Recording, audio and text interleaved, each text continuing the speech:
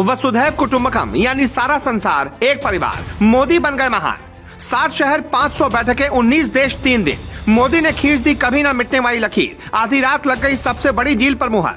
प्रधानमंत्री मोदी ने एक झटके में बदल दी दुनिया की सियासत।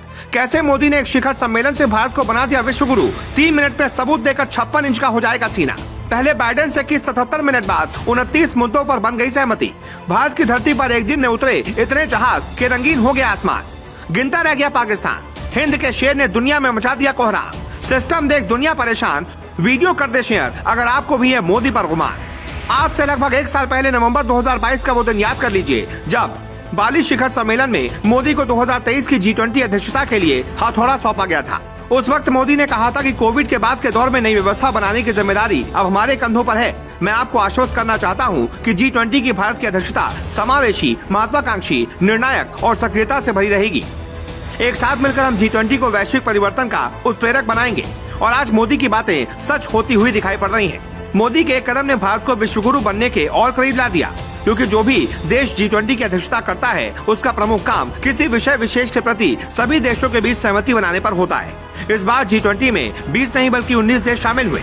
इसमें भारत, अर्जेंटीना, ऑस्ट्रेलिया से लेकर ब्राजील, कनाडा, चीन, फ्रांस और जर्मनी समेत इंडोनेशिया, इटली, जापान, कोरिया गणराज्य, मैक्सिको, रूस के अलावा सऊदी अरब, दक्षिण अफ्रीका, तुर्की, यूनाइटेड किंगडम और संयुक्त राज्य अमेरिका और यूरोपीय संघ है।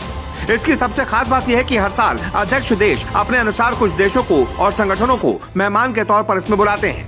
और भारत ने बांग्लादेश, इजिप्ट, मॉरिशस, नीदरलैंड के साथ साथ नाइजीरिया, ओमान, सिंगापुर, स्पेन और संयुक्त अरब अमीरात यानी कि UAE को आमंत्रित किया है। G20 में शामिल देशों का प्रभाव कितना है, इस बात का अंदाजा इसी बात से लगाया जा सकता है कि ये सारे देश दुनिया की 60% आबादी है और ये इन देशों का पूरा दुनिया की GDP में 85% और अंतर्राष्ट्रीय व्यापार में 75% की भारी भरकम हिस्सेदारी है। अभी तक G20 की 17 बैठकें हो चुकी हैं और 18वीं बैठक की मेजबानी भारत कर रहा है। इतने मजबूत और प्रगतिशील देशों को अपने देश में बुलाकर मोदी ने बता दिया कि भारत को किसी भी मोर्चे पर कम नहीं आंका जाए, क्योंकि G20 में भारत की भूमिका कोई छोटी मोटी भूमिका नहीं है। G20 सम्मेलन में 3 स्तरों पर भारत की जरूरत सबसे ज्यादा और जरूरी है। सबसे पहले वैश्विक स्तर पर भारत नजरअंदाज नहीं किया जा सकता। बटी हुई दुनिया में भारत को अग्रणी भूमिका निभाते हुए लंबे समय तक छाप छोड़ना एक मुख्य उद्देश्य है। इसके अलावा विकासशील देशों के साथ मिलकर उनके मुद्दों को प्राथमिकता के साथ रखना भी भारत की जिम्मेदारी है। दूसरी बात है क्षेत्रीय स्तर की। भारत वैश्विक स्तर पर दक्षिण एशिया का अगुवा है, जिसकी वजह से दक्षिण एशिया के बाकी देशों को भी आगे बढ़ाने की जिम्मेदारी भारत की ही है। और तीसरी है घरेलू। आज सिर्फ भारत को ही नहीं बल्कि पूरी दुनिया को भारत की जरूरत है। ऐसे में G20 के द्वारा दुनिया भर में भारत के बढ़ते कद का घरेलू माहौल में साबित करना एक बड़ी जिम्मेदारी है। भारत अपने इस मौके को भुनाते हुए प्रमुख वैश्विक मुद्दों पर आम सहमति बनाने, सामूहिक कार्रवाई के लिए प्रयास करेगा और साथ ही साथ विकासशील देशों के एजेंडों का चैंपियन बनकर सबके होश उड़ा देने वाले प्रदर्शन करना चाहेगा। पीएम मोदी का भी लक्ष्य है कि जब देश आजादी के 100 सालों का जश्न मना रहा होगा उस वक्त भारत एक विकसित राष्ट्र होगा।